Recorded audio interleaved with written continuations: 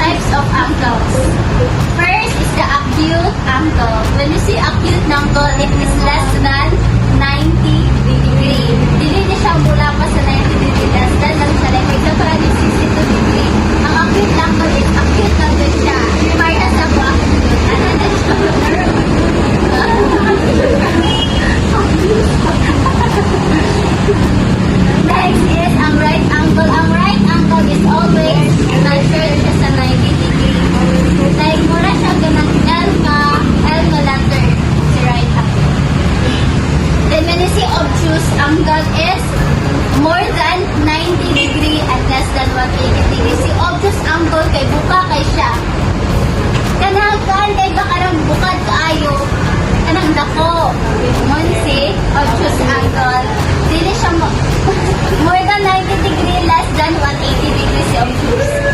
Si strain angle is mo ni siya ayahang rotation nga rotation niya. Like for example, mag-straight angle from here to there, ang total daw niya ana is 180 degree. Ang iyang rotation. Pero if complete rotation siya, itong mo na ka, 360 siya. Manasabtan ba? Okay. So, relations between two angles, we have supplementary angles. When we say supplementary angles are angles that add up to 180 degrees. 180 degrees. Complementary angles is 90 degrees. Adjacent angle, so paano lang kanang triangle, karang na yung ginatawag na ito nga adjacent, opposite, hypotenuse. Ang hypotenuse is muna siyang taas. Ang opposite yung atbang, is adjacent to the middle. And also the vertically opposite angles. Okay, paano na opposite? So, today is we will solve, I will give you some examples to solve problems. So, but before that, you have any questions, clarifications regarding to our discussion? Kasi naman wala na sa plan. So, I will have examples that nakag-prepare po na mga examples and questions. So, you will just gonna answer that. So, first problem, can you read? Example problem here, can you please read? If a transversal intersects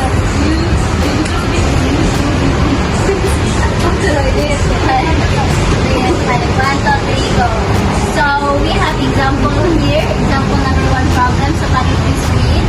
if a transversal intersects two parallel lines and the difference of two interior angles on the same side of transversal is 20 degrees, find the angles. So, we will find the angle A and the angle B. So, mao ni siya ang atwang pangitaon kung pila ang iyang angles. So, do you have any idea to solve this problem? Okay, so according to the given, kaya ang gingon man diri, ang gingon, diri sa problem, ang gingon diri is a transversal intersect two parallel lines. Muning two parallel lines na transversal nag-intersect sa duha ka parallel lines. Difference of two interior angles on the same side of the transversal is 20 degree. Find the angles.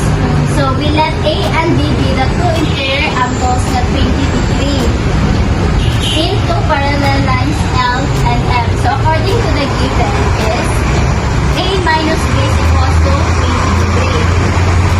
B equals A minus 20 degree. Also, A plus B is equals 180 degree. Ang total magayan is equivalent to 180. Equivalent to 180. Ang total ani, when we say interior angles is, ang interior angles is nasa sulod. Ang total sa interior angles is 180 degree. Pag mo yung exterior is nasa gawas, which is here. Ang total sa exterior ana is 360 degree.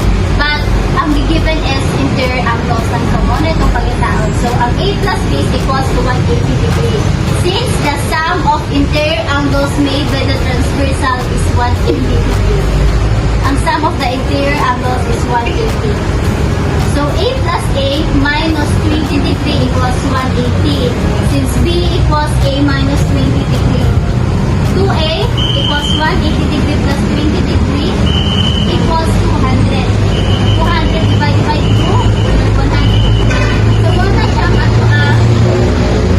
angle A. Angle A. So B equals 100 degree. So 100 degree sa A. I-minus lang natin sa 20 degree equals 80 degree. So that if ato siya i-add, ang 100 plus 80 is a total of 180 degree. So muna siya ang ato ang angles. Measured angles sa A and B. Nasabtan? Okay. Please read our second problem.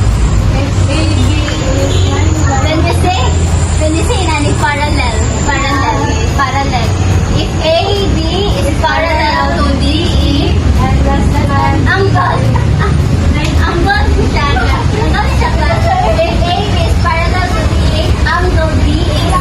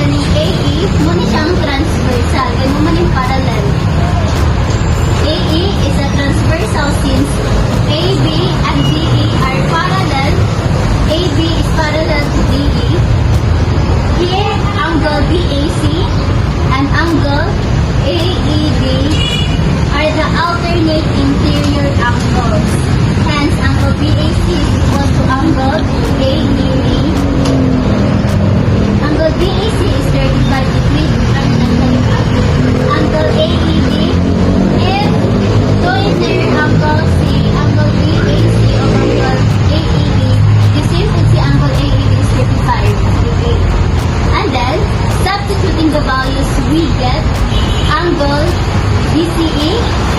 Angle DCE is plus 35 degree plus 53 degree is equals to 180 degree.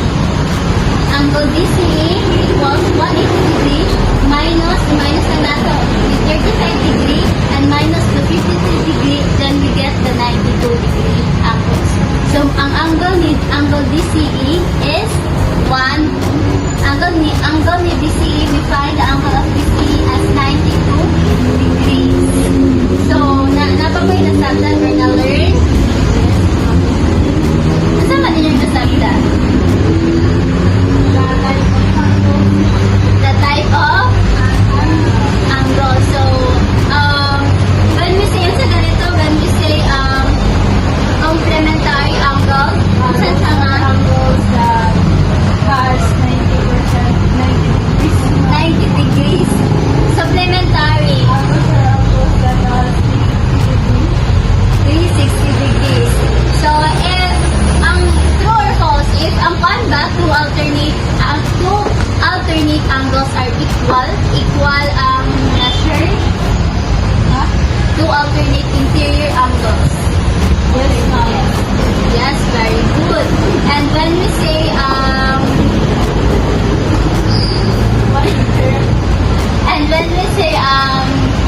what is parallel lines? Those are lines That do not intersect. Transversal lines, those are lines that have parallel lines. then cut by a transversal lines. Okay, so I think that would be all for today's discussion. Thank you for listening and for your cooperation. Thank you, class. Goodbye.